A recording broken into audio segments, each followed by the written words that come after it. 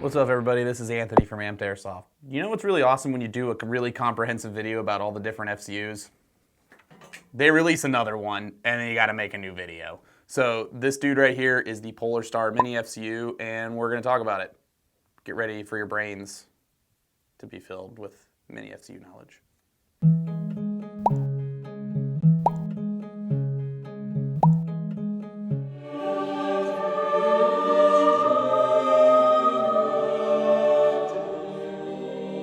So here's the deal, bros, and the 6 chicks that also watch this. Sorry, don't want to be exclusionary. This is the new Polarstar Mini FCU.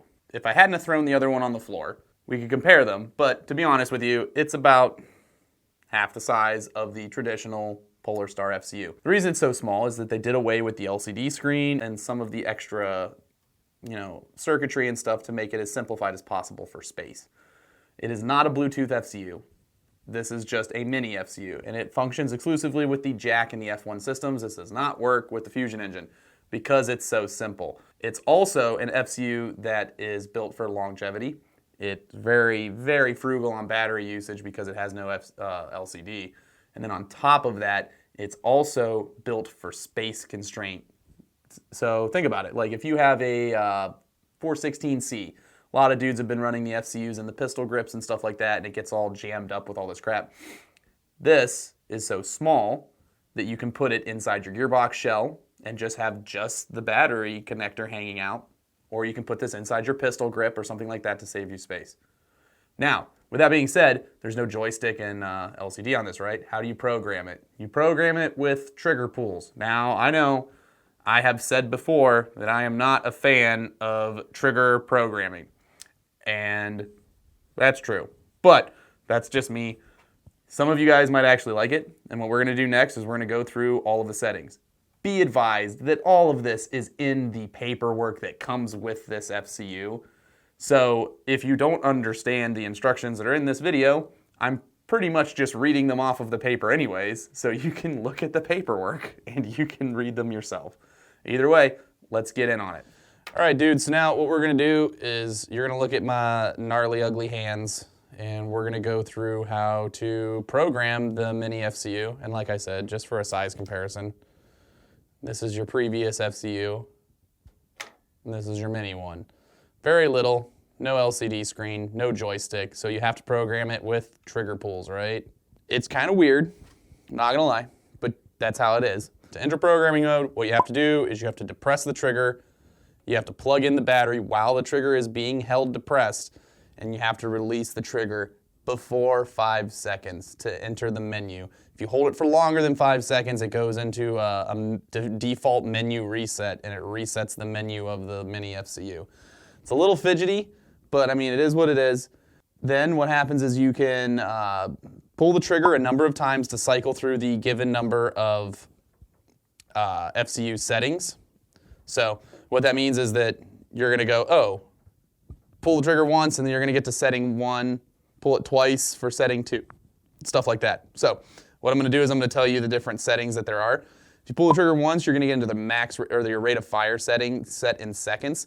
Basically what you're going to do is you're going to pull the trigger the number of times for the number of rounds that you want per second.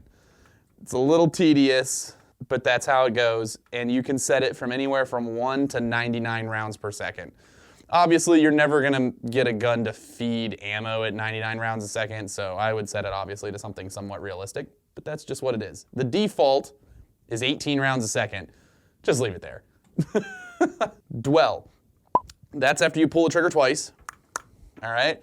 Dwell has a minimum of 1 and a maximum of 250. The default is set at 80. Your dwell is what controls the cycling time of your nozzle and allows the different variations of airflow to go through your barrel, so you can adjust how much air is being released per trigger at your given PSI to help correct for BB flight characteristics and stuff like that in your barrel.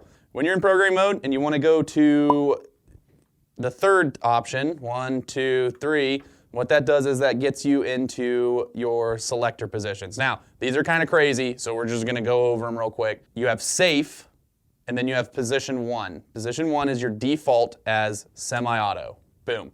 What you do when you're in this programming mode is you can pull the trigger once to make sure that it stays in semi, 2 for a 2-shot burst, 3 for a 3-shot burst, or 4, 1, 2, 3, 4, and that puts your semi-auto at full auto. Then, if you want to go to your 4th menu option, 1, 2, 3, 4, you're going to go to selector position 2, which is your full auto, typically on an M4. Once again, you can go semi, 2-shot burst, 3-shot burst, or full auto. Now, the Mini FCU has a 3rd selector place, all right? The default of the 3rd selector place is burst, all right? Burst count of 3. But if you have a gun that has that many selector places, you can program that as well. Same thing. Semi-auto, 2-shot burst, 3-shot burst, I think that's 4, or full auto. Now, you go to your max semi-auto rate of fire. So that is position 6 in the menu. So 1, 2, 3, 4, 5, 6. Boom, now you're there. Now, the default setting is trigger pulls of 4, 1, 2, 3, 4. And what that is there's no restriction. That doesn't do anything to add any restrictions to your semi-auto rate of fire. Now, if you go to 1 trigger pull, that's 1 shot every 2 seconds. 2 trigger pulls, that's 1 shot every second. 3 trigger pulls, that's 10 shots per second maximum. And then 4, 1, 2, 3, 4, that's your default and no restrictions whatsoever. The last one, 1, 2, 3, 4, 5, 6, 7, that's 7. All right, now what that is your MCU. The Mini FCU has a motor control unit. Now, here's what your motor control unit is for.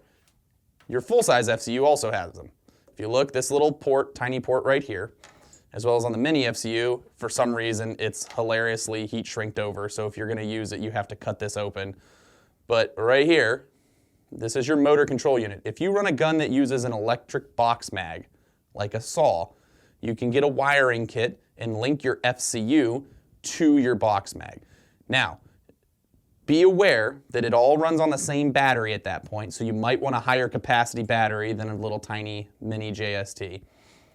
And also, you might want to use a slightly higher voltage battery, like a minimum of a 9.6, so that way you can make sure that your box mag feeds at the speed at which you set your higher rates of fire. But it makes it super easy because then when you wire it all together, the box mag and the gun are all synchronized at the same time. So position 7, once again, 1, 2, 3, 4, 5, 6, 7. Menu position 7. Its default is at 2, which means that the motor control port is enabled, which means it's just always able to be plugged in and used. Or if you want to, you can, 1, turn it off. So, and there you go. That's all your settings explained. So, now that we've gone over all the different settings that you can scroll through by using your trigger pulls, I'm going to go through one setting in particular because this is going to be your make or break setting that determines how well you get your gun to shoot. And that's going to be setting 2 when you get to the menu, and that's going to be your dwell setting. Remember, your dwell has a minimum of 1 and a maximum of 250, and the default setting is 80. What you do is you pull the trigger to change the dwell in 0.1 millisecond increments, all right? When you do this, and this is all hooked up, you should probably also have air hooked up at the same time. I'm not going to do it for the sake of time, but what that does is it will fire when you release the trigger each time. The default direction is down to reduce the dwell, and then up, and then to reduce the dwell from each shot. So basically, if you hold the trigger for at least 2 seconds, you can reverse the direction of adjustment. So basically, when you go to adjust, it's going to start at 80, and you go 79, 78, 77. If you hold the trigger for 2 seconds, you can go 81, 82, 83 to adjust up. And this is in 0.1 millisecond increments. That's very, very small.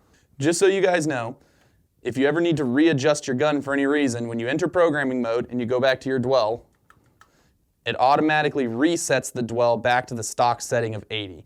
So if I were you, what I would do is I would write down where you set your dwell and maybe keep it on your gun somewhere so that when you need to do micro adjustments to your dwell, you know where to go. So like, let's say like I need to adjust my dwell to 85. So I'm going to hold my trigger for 2 seconds, 1, 2, then I'm going to go 81, 82, 83, 84, 85.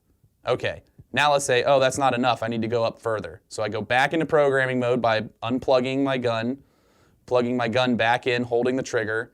Then I go to I go to position 2, 1, 2 on the programming mode.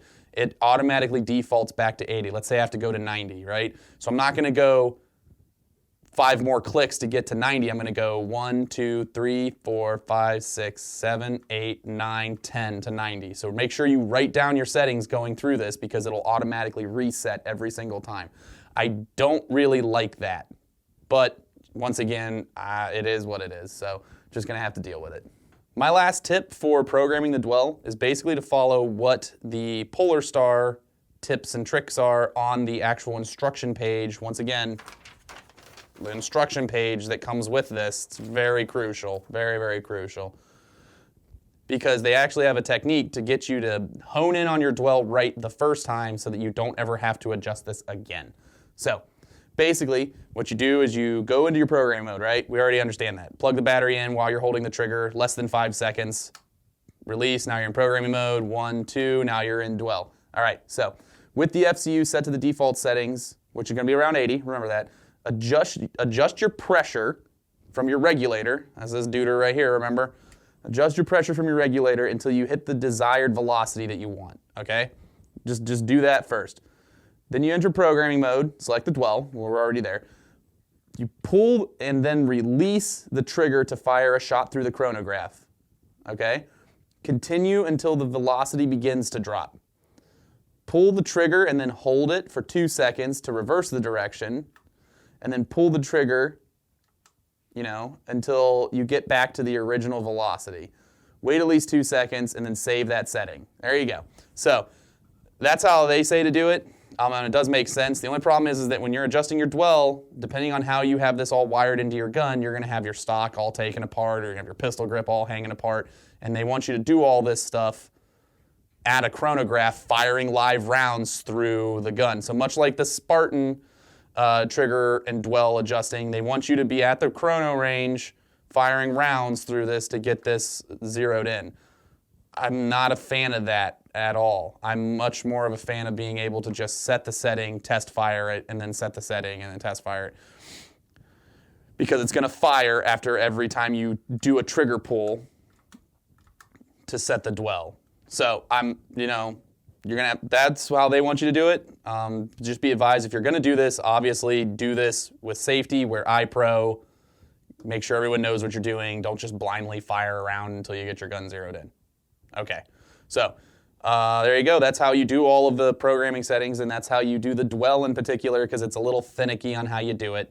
So we got that all explained, so you guys hopefully will get that down. All right, cool. So guys, that's been a tutorial on how to use the Mini FCU.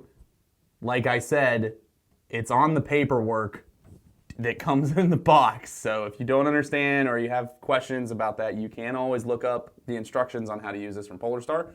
And you can also read the instruction manual that comes with this as well. But anyways, guys, this has been Anthony. Thanks for stopping by. If you have any questions, go ahead and ask them down below in the doobly-doo, and we'll catch you guys on the flip side.